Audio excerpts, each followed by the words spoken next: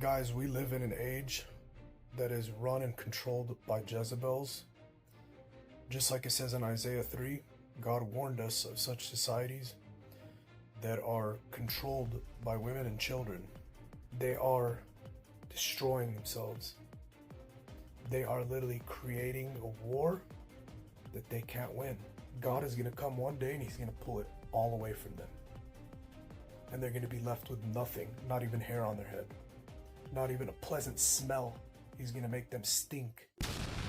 Why is there I like to call these dudes like the manifesto men, where they get online and they're like all their videos look like they were recorded in a shed or just like somewhere off grid, and they look like they recorded it on like an Obama phone, or like the footage is grainy, and I'm like, why? Like, did you do this with a handheld camcorder that nobody owns anymore from like the late 90s or early 2000s, and it's shaky, and it's just like the ramblings and rantings of some person that read the Bible for like 5 minutes and cherry picked a couple scriptures, and now they are living their whole life based on these scriptures. It's just really weird. I'm just calling them manifesto men from here on out, because they make a ton of these videos, and every time I come across them, I'm like, somebody needs to check his hard drive. This one's for the fellas. Guys, we live in an age that is run and controlled by Jezebels. Just like it says in Isaiah 3, God warned us of such societies. What? That are controlled by women and children. So he wants us to believe that societies are controlled by women and children. By women and children are controlling our society. Children. Now, I want to ask this man, the descendant of Saddam Hussein, I want to ask him, what policy has a child ever written? I really want to know, what policy has a child written? Also, for this to be true, if women and children control our society, then wouldn't that mean that they were the most protected groups of people? Because we know that women and children are the rate of victimization for women and children is exponentially higher than that of men. So how could it be that the people who run the society are also the people most victimized by said society? Wouldn't that be the proof right there that they actually don't run it? I mean, there's so many things that prove that they don't run it, but wouldn't that be like the number one thing you would look to? Because the easiest way okay, who runs our society, right? The litmus test for this is who is harmed the most and who is harmed the least. Okay, so who is harmed the most? And we're just talking about women and children, right? Women and children, we're not going to get in a race or whatever the case may be. Women, children, men. We'll even throw in there LGBTQIA feminine presenting people as well. So we'll say men, masculine men, feminine presenting people, women, and children. We'll throw all four of those groups in there. Who is the most victimized out of those four groups of people? Who has the least amount of protection? Who gets abused the most? Number one will be children. They have the least protection. They get abused the most. Number one, children. Without a doubt, children. Children. No question about it. They're the most vulnerable and they're the most victimized. Okay, cool. Number two, it would be a collective of the two. But I would say women and feminine presenting people, because if you threw, feminine presenting people in there, they are the most victimized groups of people. Number two, I would say women slightly more overall, but you could put them in there. I don't want to differentiate. I just want to prove something though, that women and children are the most victimized groups of people. Now, who is the most protected group of people? Meaning, who is victimized the least? Men. And before you point to suicide rates, which men do to themselves, or you point to homicide rates, which men do to themselves, that is my point, is that, again, also, the thing that is happening here is, who are these people victimized by most? Because men, if you want to say the overall number of murders happen to men, you're right. Also, who is who is killing men the most? Men, right? B, who is killing women the most? Men. C, who is killing children the most? Men. Okay. Then let's take it back. Men are killing men. Okay, cool. Do men not live higher risk lives than women and children? Do men not put themselves in harm's way far more than women and children do? Yes. So they kind of go hand in hand, correct? That's why I said that anytime a woman is killed at the hands of a man, for the most part, it should be considered a hate crime, because what the fuck are women out here doing to put themselves in harm's way? Where are all of these menacing, threatening women in our society? Like, SW shouldn't be getting killed just because they're SWs. You know what I mean? Like, even if you wanted to talk about them, like, well, what about SW? They're not doing anything to anybody. They're providing a service, if anything, right? Men should love SW. Men should protect SWs, as a matter of fact. We should be the number one protectors of SW, but we're not. Women protect SWs more than men do. Okay? So it is unequivocally proven that men are actually the largest victimizers in the world, and not the largest group of victims per capita. Not even close, right? So we can dead that right off the bat. The world is not ran by women and children. My proof of that is because women and children are the least protected. Let's keep going. A, children that don't know history, that don't know why things were put into effect by mankind, and they just come out, start running their mouth, trying to control society, tell you how to live, when they have zero experience in the real world and historical knowledge. Are you saying women, or is he saying children? Because he said children, but then never mind. Let's keep going. And then you have women, toxic, gaslighting Jezebels who are manipulative beyond your wildest imagination. I wish that we can hide psychology from men at this point. The way these men try to weaponize terms like gaslight against the group of people who gaslight the least, women, it's dangerous. It's not hilarious, it's dangerous.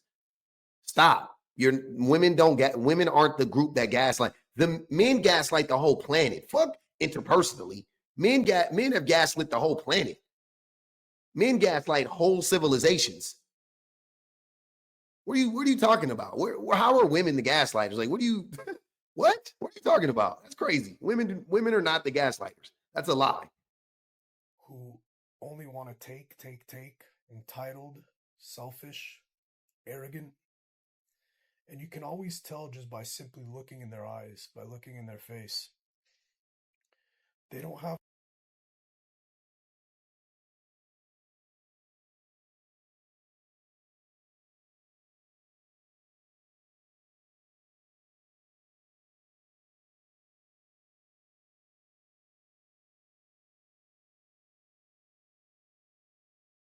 this warmth to them, this feminine softness to them. They're often very stone-faced. They put on this modeling type of stone-faced face, very cold eyes. They don't smile. Even when they do smile, they'll give you like a little, and they'll go back to their. Look at this dude's face. If projection was a person, look at this guy's face. What about this guy gives off kind, gentle, nice, sweet, inviting? He's describing himself. He's off-putting. Look at his demeanor.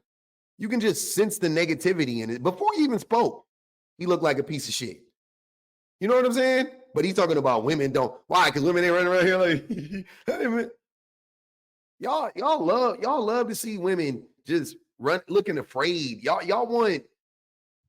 guys want women to be so fake and phony so that it doesn't hurt your ego, so that you don't have to look at their eyes and see reality. That men are terrorizing. That men are terrifying for women. Stoneface. These are very cold, calloused women, and their eyes reveal what's in their heart.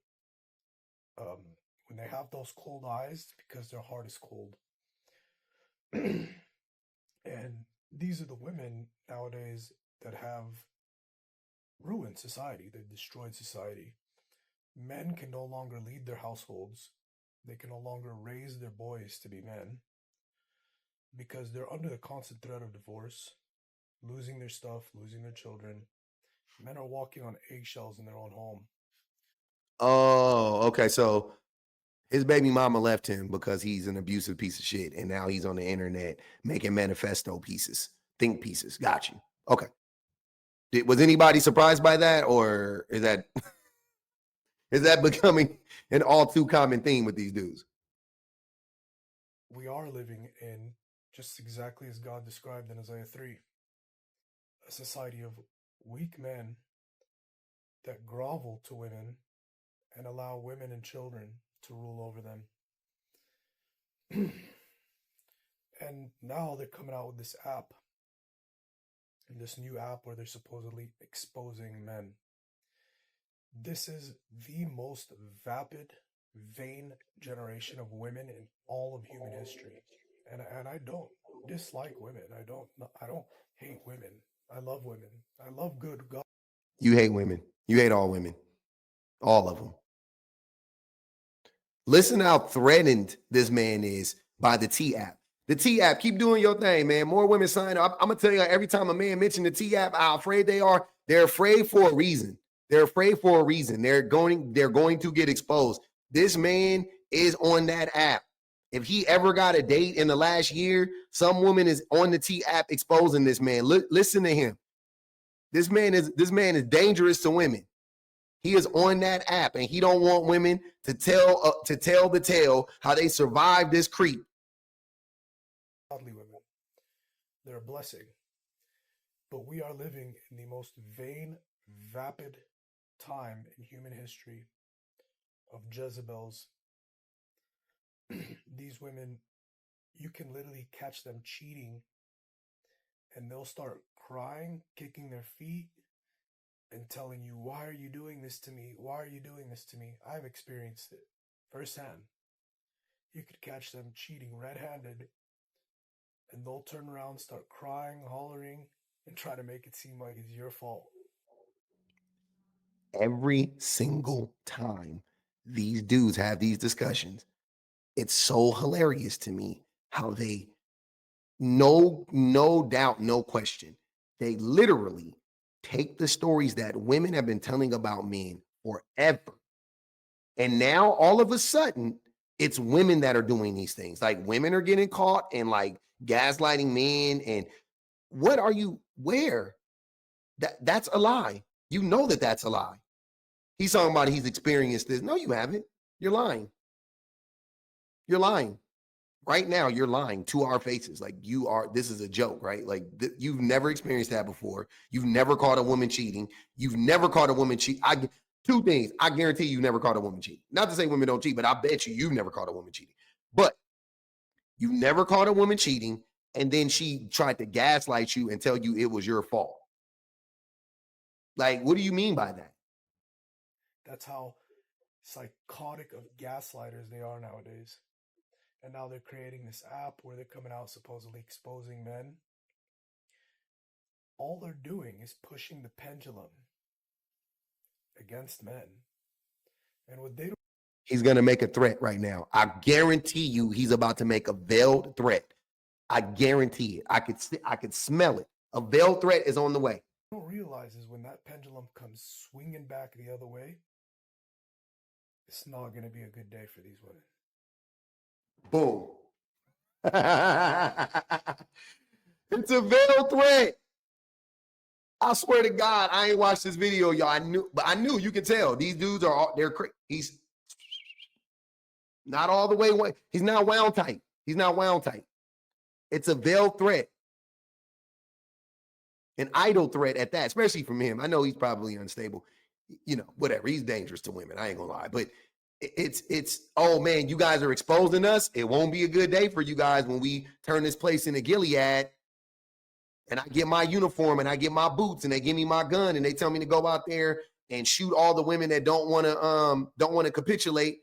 Shoot all the women that, he can't wait to do that shit. When men finally start pushing back, It's not going to be a good time for these women. They are destroying themselves. They are literally creating a war that they can't win. They win. So women started this war. And it's not a war. It's not a war. It's a genocide or femicide, if you will. Will not win. And when Babylon falls, God describes the fall of Babylon towards the end of Isaiah, starting at Isaiah 3:16. And who does God target? The toxic Jezebels. The ones I described, the ones that are usually walking around with some designer clothes, designer bags, noses in the air, stone-faced, cold. Oh, so he wants access to the baddies of the world, and he has no access to the baddies. And he's mad because the women that he does have access to are online exposing him. Got you. Okay. Okay. It's adding up more and more. Keep going. Filled with vanity, vapidness, multiple suits of apparel, gold rings and earrings and bonnets. God mentions all that stuff. You mean, so you're just mad that women dress better than you and have more money than you? He's so jealous. He's so jealous. You're just jealous. You're jealous that women have more money than you. Okay, they dress nicer. You need to watch Queer Eye. That's your problem. Get on, go on Netflix and watch a few episodes of Queer Eye for a Straight Guy. Because yeah, brother, you can get out of that drunk collar t-shirt too, man. I would help you out, but you're too weird. I could get you right though if you want to dress better. I can get you right. I should start a clothes channel for men. And he says suddenly in one day he's going to take it all away from them. Even the full set of hair on their head, he's going to turn it into baldness. All the vanities. Wait, so by that measure, is he already doing it to men? Like he's already punishing us, right? We've been losing our hairlines. This man is a fucking hater. This is crazy. If he wasn't so spooky, this would be funny. Like it would be genuinely funny, but I think he's dead serious about this. All the vapid vanities that these women are putting their confidence in, God is going to come one day and he's going to pull it all away from them. Vapid vanity is redundant. Just so you know, I don't think you know the definition of either word. I feel like you understand vanity more than vapidness, but vapid vanity is redundant. You don't need to say both of those words. Vanity implies vapid. And they're going to be left with nothing, not even hair on their head, not even a pleasant smell. He's going to make them stink instead of a pleasant smell. All the trash that they're putting their confidence in, acting so high and mighty, is going to be taken from them so suddenly. And when Babylon falls, and they can no longer receive the essential items that they need to survive, that they didn't work for. What does it say in Isaiah, the start of Isaiah 4? It says 7 women will desperately seek after one man. Why? Because they're going to realize that they can't survive without us. Oh, so he's describing the patriarchy. That's already happened, sir. That's already happened. Wow. This guy, this is crazy how big of a hater this dude is. I've seen some haters in my life, but this dude is the biggest. He's one of the biggest. Let's read Isaiah 4. It says, in that day, 7 women will take hold of one man and say, we will eat our own food and provide our own clothes. And let us be called by your name. Take away our disgrace. Jesus Christ. This is why, though, I say that the Bible was written for men. It gives men a reason to hate women. It gives them a blueprint on how to hate women, and it gives them something to look forward to. I'll be honest with you. I'm sorry to all, but I do believe that a lot of the Bible has those teachings in there. I'm sorry. I can't lie. Whoo, man, this guy.